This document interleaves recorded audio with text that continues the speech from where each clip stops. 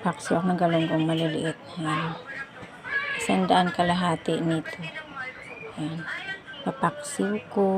Matagal na naman bago makaluto ulit nito. Yun lang ang ating paksiw. Ayan, luto ng ating paksiw na galunggong. Nilagyan ko ng konting gata. Ayan. Ayan, kainan. Ayan, kumakain na si boss. Ayan. Hi, boss. Ayan, si boss. Maraming salamat po, Amaray, sa masarap na luto ng galunggong. Kumakain Masarap, na si the boss. best. Ayan. Yung tinik, alambot yung tinik niya. Pwede mo siyang nilain.